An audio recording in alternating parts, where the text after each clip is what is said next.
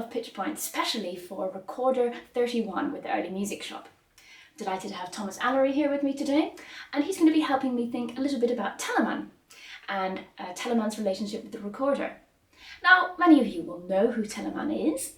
Of course, in mainstream society, a lot of people don't know who Telemann is, and this is very sad. Many people might have heard of Bach, Handel, but Telemann, probably not. And this is undeserved, because Telemann was extremely successful in his lifetime. He, in fact, remains quite probably the most prolific composer of all time.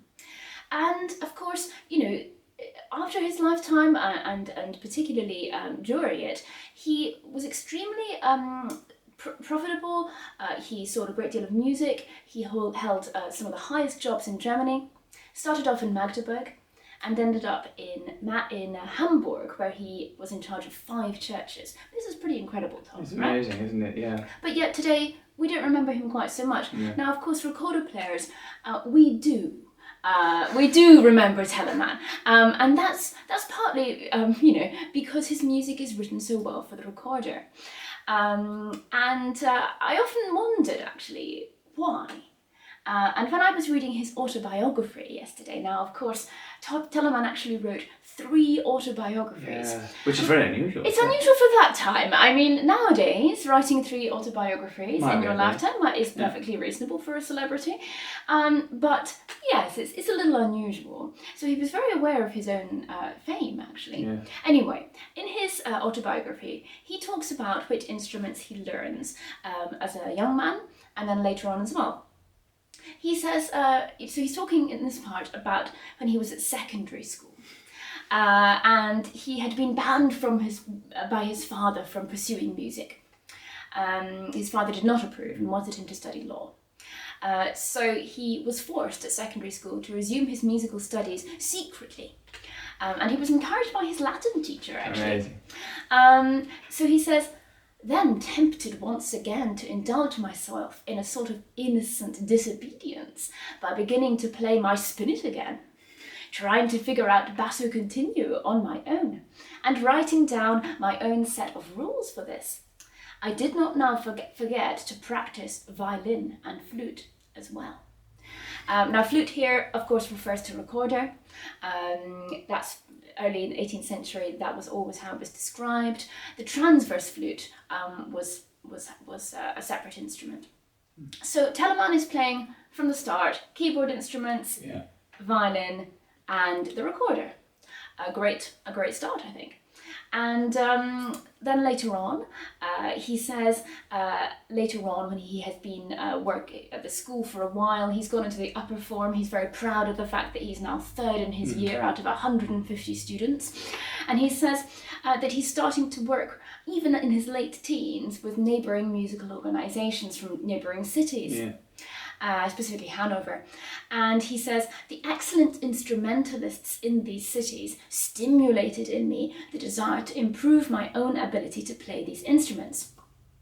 This would not have happened if I had not been driven by a strong fire of enthusiasm to acquaint myself with other instruments besides keyboard, violin and flute.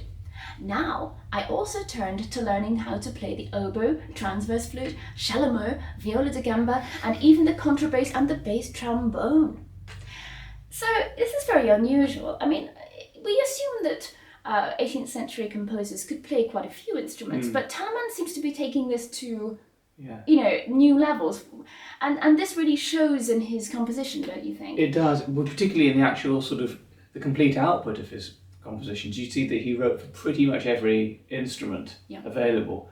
Most often, several concerti per instrument, and definitely lots of sonatas, and including lots of different combinations within the trio sonatas. So there's actually a lot of combinations as well as pieces for each instrument. Well, exactly. So it's just there's this sort of real desire to overcome, technical challenges of an instrument and really to understand it as something that's quite unique to Telemann. And as a result, we see that in his recorder writing. So not to criticise Vivaldi, but Vivaldi couldn't play any wind instruments. He had an asthma problem, which prevented this. So, and you can tell that when he's writing for recorder, he's really writing for violin. The patterns are challenging, but they don't sort of fit under the fingers, and so making them even more challenging. Often that's the case. Whereas with Telemann, okay, his fast passages are difficult, but they're always idiomatic and they fall quite well. It's clear that he personally could play them. That makes such a difference as a recorder player. Yeah. And similarly, with kind of, again, these fast passages, there's nothing that's too long to do in one breath. And, he's thinking about the breathing. He knows exactly how long the average person could probably breathe for. And so it's just so much more comfortable to play. And as a result, I think some people think it's easier, and it's not easier. It's just much better, in my opinion. Much more idiomatic for that instrument. And I guess the fact that it fits often within one breath, that also enhances the kind of way that you communicate it, doesn't it? Yeah, exactly. The melodic line is so much easier to... Yeah, and the instrument can kind of breathe with you. Exactly. The music can breathe with the player. And he does understand the sort of singing aspect of the higher register of the recorder, and he uses that so much, and that's just lovely, because it means that you can sort of, I guess, shine through when you're playing with other possibly louder instruments. So that's very, he knows exactly how to use the range. To use the range to make sure that the recorder doesn't disappear in a texture. And that's really fascinating. So we've actually just started a Telemann program in Hesperi, haven't we? We have. It's called A Gift for My Garden. For your garden. For your garden. Or indeed for my garden, for anyone's garden. And the point about that is that Telemann wrote a lot of letters, didn't he, about plants and his amazing love for plants. Yes, it's so funny, again, adding to Telemann's very, idiosyncratic character. He, I think in his late 50s, early 60s, decided that he was really going to get into plants. Now, he wasn't alone in this. Half of Europe was doing the same. But he would write to his friend Handel in London, to a lot of other different composers, and indeed horticulturalists, asking them for very rare plants. And his garden became famous, very famous indeed. So we are doing a program which celebrates that love of plants. We're playing some James Oswald airs, which of course are named after plants, and we've picked some of the ones that he enjoyed the most. But we're also playing a lot of Telemann, including some Paris quartets, which we'll talk about a bit later, but also some trio sonatas. And the solo fantasies. And solo fantasies, exactly. All can fit within all in framework. The same program. His trio sonatas, however, I think are, extremely special. There's not one we've played so far as an ensemble that doesn't bring something really interesting and new to the texture. And something I love about them is that often the recorder line and the violin part are really independent. Yeah, I was going to say that often with like a really independent rhythmic character.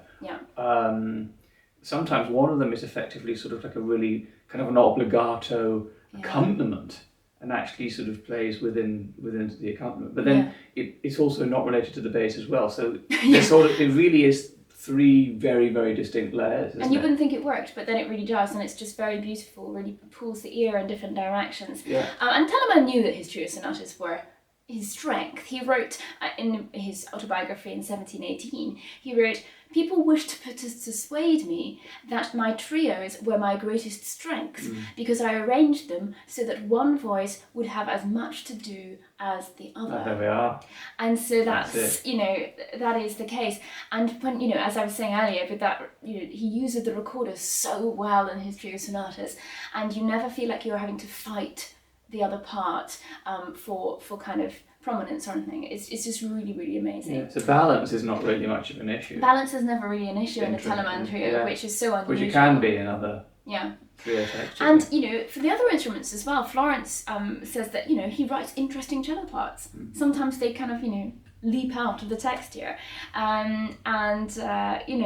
It's just quite challenging. There's lots of dialogue. You never quite know what's coming next it's fun. It's very, it's almost funny. He uses humour.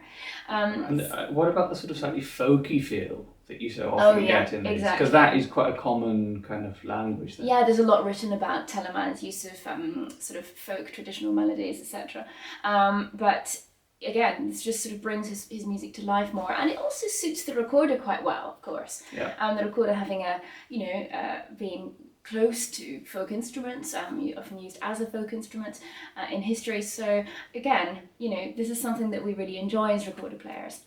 Now, what about the sort of harmonic language of Telemann? Well, the harmonic language is it's very varied. Yeah. Sometimes it's actually remarkably simple and plain, so that you can actually really enjoy the sort of beauty of the upper lines, always with a very elegant bass part, I would say. Yeah. But then when we get into some of those really sort of meatier pieces like the Paris quartets, there's a lot of quite intense dissonance. Yeah.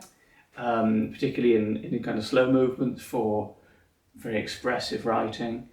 But then on the other side, it actually can be extremely simple harmonically, because he's allowing. I think he often does focus on the figuration in the upper voices as well. So it's a very varied landscape, and we're going to look a little in a minute at one of the sonatas. Let's look at it now. So this is the Telemann F minor sonata, also played on bassoon. Yeah. And yeah, let's just play the first phrase, and we can sort of talk about how he sort of uses the harmony to enhance it.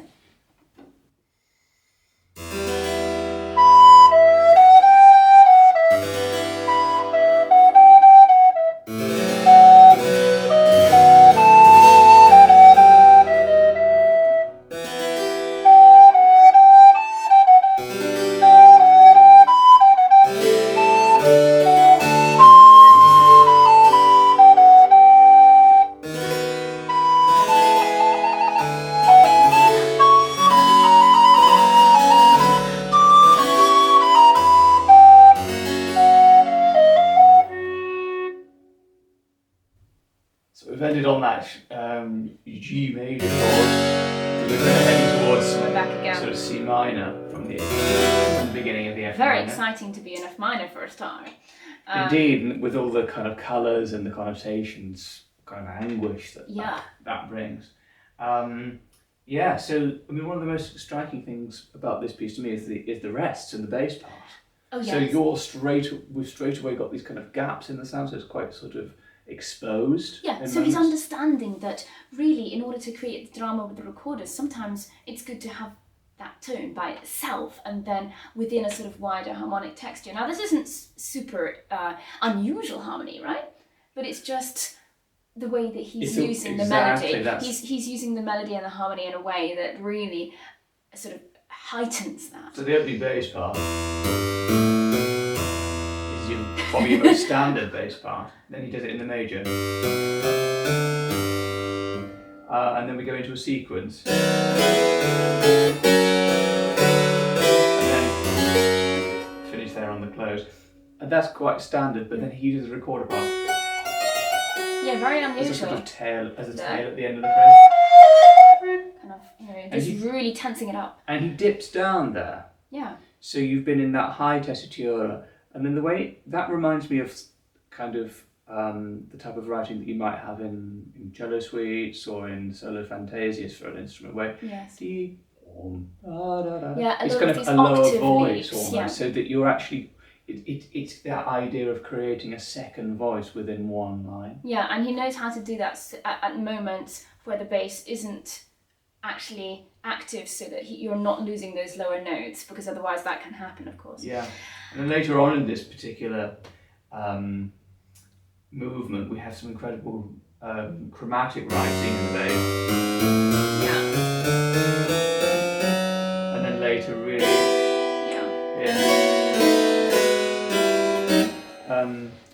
To sort of expand on those ideas. So he really does use the harmony in order to heighten and to make this solo part even more exciting, essentially. And actually, as a continuo player, that's very interesting as well, because we feel like we've got our own. Yeah, really you've got your own independence. Yeah. Again, it's about the independence of lines. So, you know, I find this also in his Concerto in F, which is one of my favourite pieces. I'm sure many of you know it. He wrote 2 concertos, one in F and one in C. And the one in F has this third movement, which is so painful. And it's clear that he knows exactly what he's doing. He's pared it down, it's just for the continuo and the solo line. And he uses notes. He's absolutely aware of the exact limits of the recorder. So he doesn't use, you know, top F sharps, but he does use. So he uses a top A and a top G sharp like that. You know, it's just, he actually uses it at moments when it really makes it exciting. And he knows that not many people will be able to play those notes. It's a bit unusual. So he really uses that. And again, he's using that upper register. So he starts.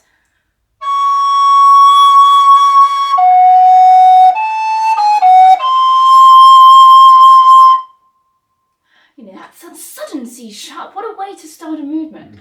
And it goes on like that, and it's just, you know, it keeps going with the intensity.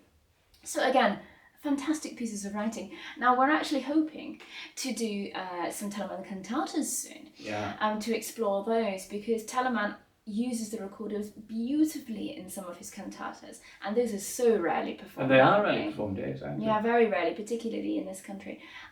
So we're really looking forward to doing that next year in a choral project. So watch this space. So if I'm not mistaken, recorder players actually steal quite a lot of repertoire from the flute, which was originally written for flute. How does that work? Yeah, and this is the case in Telemann a lot. So we steal his fantasias, which were originally written for flute, the 12 fantasias. He also wrote for violin and gamba, and I think also keyboard, right? So these are fantastic pieces, and so of course we steal them, and we either transpose them onto alto or we play them at their original pitch on voice flute. It's very, very interesting to do this, because of course, you know, the technical specifications are not quite the same. Yeah. So you do have things that are slightly more difficult on the recorder, but they're musically so interesting that it's extremely rewarding to play. As a result, you'll find them on lots of syllabuses, you know, edition pieces, etc. They're really, really beautiful, and of course, the really unique thing is they're without bass. Yeah. And they often incorporate, again, folk music, particularly in the sort of last movement. He often ends with a little fast movement, starting off with something a bit more meaty, either 2 movements or 3 movements. Yeah. So again, it's such an important core part of the recorder's repertoire, and you know, everyone has their favourite, and there's so many fantastic recordings of these. But you know, if you haven't heard them before, do go and find them. And what else we play? Oh yes, we've stolen the Methodical sonatas. Now we've stolen these for a particular reason. Again, these were written for flute or other instruments, and we have to transpose them, but they have a really interesting facet to them in that Telemann, alongside the first line of the sort of tune, as it were, the melody, he has a second line in which he writes his ornamentation. So they're very important for musicology and for performance practice, in that, you know, that it's giving an example of how Telemann himself would have ornamented a line. Now that doesn't mean that everybody would have ornamented a line like that, but it's a way of writing it down. It's a way of writing it down, and it gives us a really good idea. So I thought, shall we just play the first? So this is his 6th methodical sonata, the first cantabile. So we're just going to do a phrase unornamented and then play Telemann's ornamentation. And it's worth, as you listen to this, it's worth noting that actually even the original line does have a sort of ornamental quality. Yeah, it's not plain. It's not plain, but it's, yeah. It's not plain at all, but... You know. Have a listen.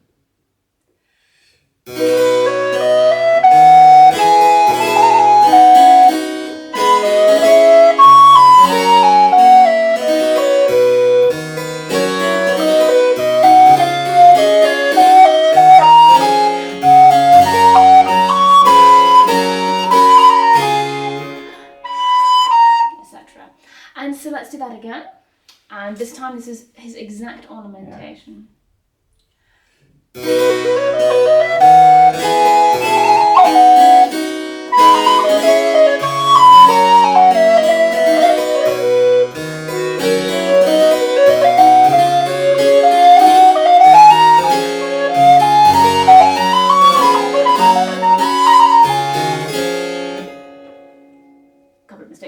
But you get the general gist. It's really quite busy.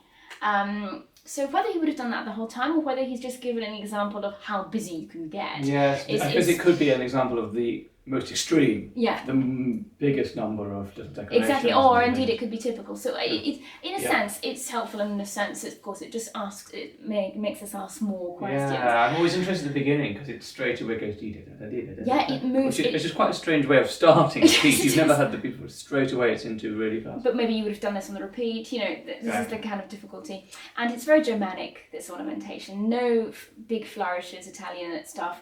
This is very much you can subdivide the ornamentation into the beats. So again, that's interesting.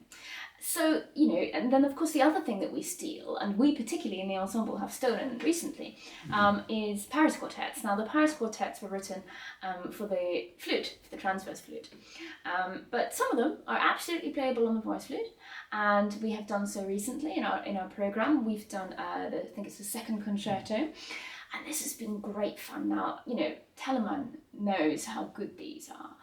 Again, he was aware how well written they are. I mean, this takes independent line writing to an extreme. Well, it's because they're quartets. It's like trio sonata super, and that's because the basso continuo is basically only harpsichord. Yeah.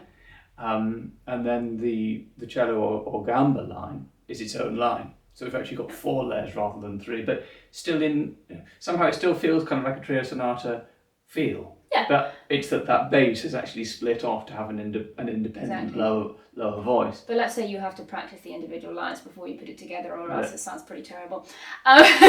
No, really, but because they're solo lines. They're solo especially lines. In the concerto. But and the recorded part, obviously, I've had to practice that quite a bit because it's not quite as idiomatic for the voice flute as for the flute, but it really does fitted work. in terms of every note. Every note, there was maybe just a couple of notes, and that's what we do as recorded players. Let's face it, we often adapt and play the repertoire of other instruments as well. And Telemann is very aware that his quartets have been extremely successful. He wrote in his last autobiography that they pricked up the ears of people at the court in Paris and in the city, and people became very attentive, and apparently really contributed to his popularity after this. So there we are. Now, the piece of music today that you're going to hear is a Telemann trio, which is from our City Music Foundation concert, which took place in July. And it's available, the whole thing is available on YouTube. And we're City Music Foundation Artists 2021. We're very proud to be working with this fantastic organisation. And they have recorded this full programme. So you can go there, enjoy a lot of Telemann. And now we're just going to include a couple of movements from the trio sonata we played that day. And it's his trio sonata in G minor. For those who are interested, TWV 42 G9, and the third and the fourth movement. Now the third movement, Tom, is just glorious. And again, you've got the independence of line. I won't give away too much. Yeah, exactly. So we all provide a kind of accompaniment for the violin line. Exactly. It's gorgeous. And then this really, really folky allegro to finish off. So thank you so much for joining us, and see you again soon. Enjoy listening to it. And don't forget to explore the rest of Recorder31.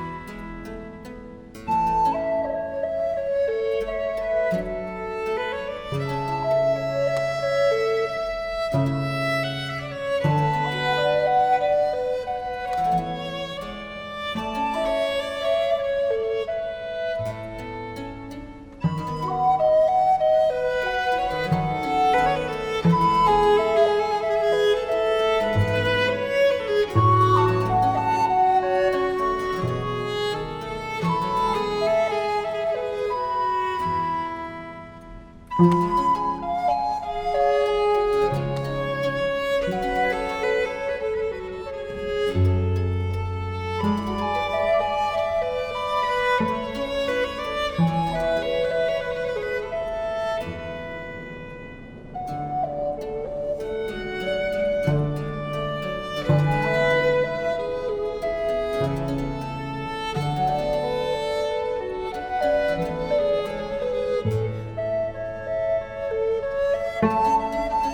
you.